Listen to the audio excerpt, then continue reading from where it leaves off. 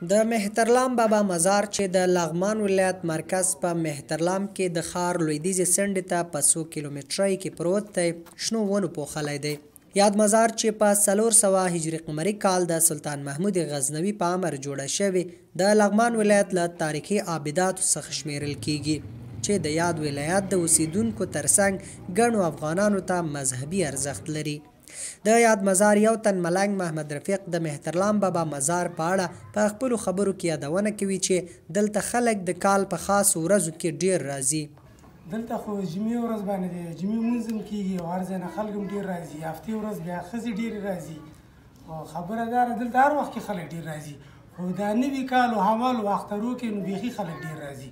نو خبره دا ده چې دا نو پخوانی وایي چې دا د نوح علیه السلام پلار ده، د نوح علیه السلام پلار ده او میتلمه کې نوم د له شام نه راغلي او دلته په غزا باندې دلته شهیدان شوي دي او دا سلطان محمود غزنوي دا زیارت په باندې جوړ کړی ده. د مهترلام بابا مزار په خپله احاطه کې یو لوی مسجد او 2 ګنبدې لري.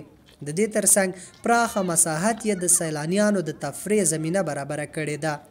د مذهبي مراسمو لکه د اخترونو او جمعې لمونځونه او نور هم په یاد مزار کې د ګڼو خلکو په ګډون کولو سره ترسره کیږي. په دې وروستیو کې یاد مزار ته د سیلانیانو ورتګ د پخوا په پرتله ډیر شوی دی. سید محمد د نوموړي مزار یو تن دکاندار دی. هغه وایي مزار ته خلک د لمونځ او چکر لپاره راځي. د ورونو بابا صاحب زیارت او جمعې لمونځ هم کېږي، مطیع الله راځي جمعې لمونځ هم ورکوي، هفته او یکشنبه دا وخت میلې کېږي او کراري ده او جمعې ورځ ښه میله کېږي، هفتې ورځ ښه میله کېږي. دا زما خپل دکان ده. کاروبار داسې ده خو د جمعې ورځ ښه کاري او د هفتې ورځ نیمه نیمګالی ګوډ وړاندې راځي ځکه میلې کوي، هغه کې هم کاروبار هم سر نه نیسي، هغه نه نیسي. نو دا د مهترلام بابا مزار بیرونی ساحه ده. لکه څنګه چې تاسو وینئ په بګراوند کې د مهترلام بابا مزار ښکاري او شاته هم نوره ساحه ښکاري.